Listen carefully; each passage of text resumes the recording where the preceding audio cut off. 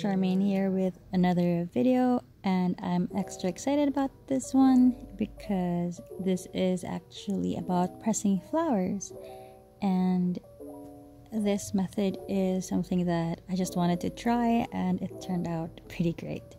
So in this craft vlog, I will show you how I press these flowers using a flat iron or a hair straightener. I've done a couple of videos wherein I used a microwave and the clothes iron, and I'll put the link down below if you want to check that out. Before we go on with the video, do click subscribe, turn on notifications, and give this video a thumbs up. This method is super easy. All you really need is baking paper. These sheets are heat resistant. You use this when you bake. You should be able to find this in the baking supplies aisle of your local grocer. And of course, you will be needing your handy dandy hair straightener or flat iron. Mine's years old, which I got from SM department store. You should be fine with any generic hair straightener.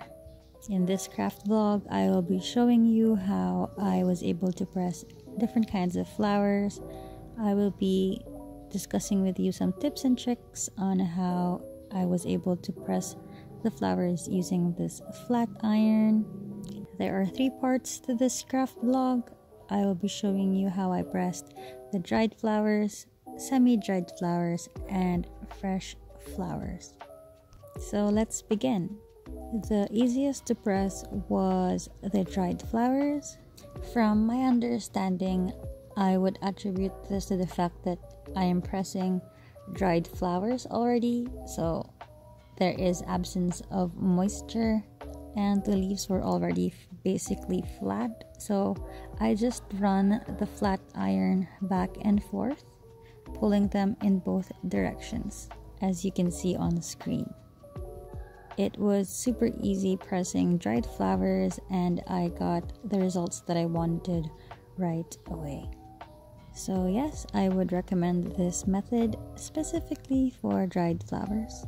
Be careful though, because especially when you're working with white flowers, if you press the flowers longer than you need to, you might burn the flower and it might have some brown marks on it. So just be a bit careful in making sure you don't burn the flowers. Next, I will show you how the method worked with semi-dried flowers. This is a wilted bouquet wherein some of the flowers are fully dry while some are still a bit wet or still has moisture in them.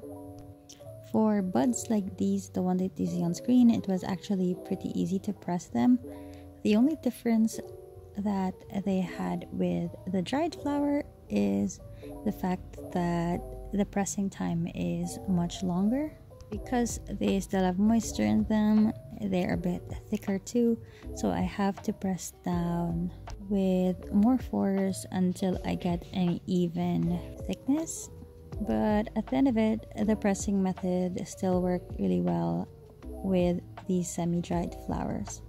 But because I had to press for longer, the chances of me burning the petals or some of the portions turning into a different color or turning it into brown is a whole lot higher.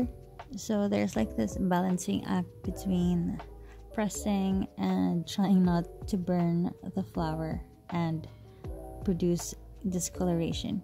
Another challenge with working with semi-dried wilted flowers is the fact that the petals or the leaves are already crinkled and they're not really laid flat, so I have to like adjust or arrange the petals way before I press them with the hair straightener.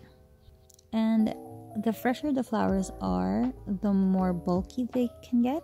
So what I do is I press on the bulky part first until it like flattens, and then that's when I move around the thinner parts of the flower like the petals, just so I can get an even flattening and I avoid burning any other parts of it. I found that when working with fresher flowers that has more moisture in them, like the one that you see on screen, you can tell there's still moisture and it hasn't fully dried yet because it's still a bit vibrant with the yellow color. You have to be careful when using the flat iron because these flowers still have moisture in them. So when you apply heat from the flat iron, this moisture turns into steam, and I got burnt a bit actually. So be more careful when navigating your way around fresher flowers because the steam could actually hurt you. If you have those thermal gloves, I would actually suggest you use them too. And lastly, I use the flat iron to press fresh flowers. These are flowers that I picked from the garden, meaning they have the maximum amount of moisture that a flower can hold because they are freshly picked. So the pressing time with fresh flowers is actually longer because you really have to wait for all the moisture to leave the flower. Otherwise, if you don't, it will be difficult to take it off of the baking sheet. It actually sort of like attaches or clings onto the film. So I had to run the flat iron plates over and over for a longer amount of time than I did with the dried and the semi-dried flowers. Once it's dried and pressed, it will just slide off of the baking sheet. It was also in this process that I learned that fresh flowers are more delicate than the dried and semi-dried flowers because the flowers that I pressed without this stem easily broke off when I tried to take them off of the sheet. Basically, the base or the part of the flower that held the petals together disintegrated and it just didn't hold the flowers together. So I learned that it would be better to press the flowers with the stem or with the buds as a whole and not as single flowers.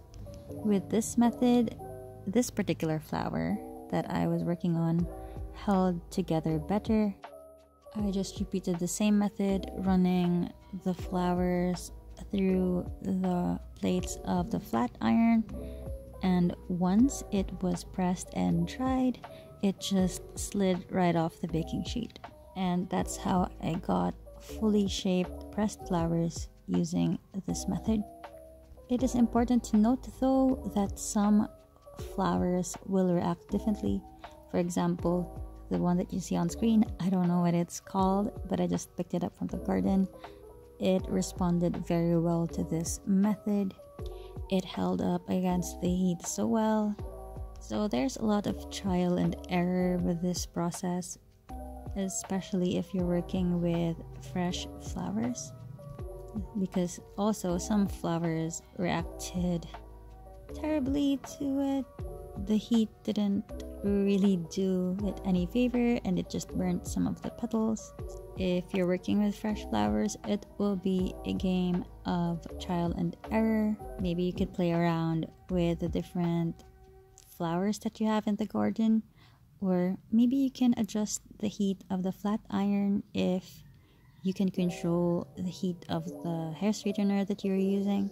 But you know what? I think that's a part of the fun of this whole craft, because at the end of the day, even whatever method that you use, you're not really certain as to how it will turn out afterwards. If you want to check out the other methods, I'll put the links down below so you can see the other videos where I use the microwave and the clothes iron to press flowers as well.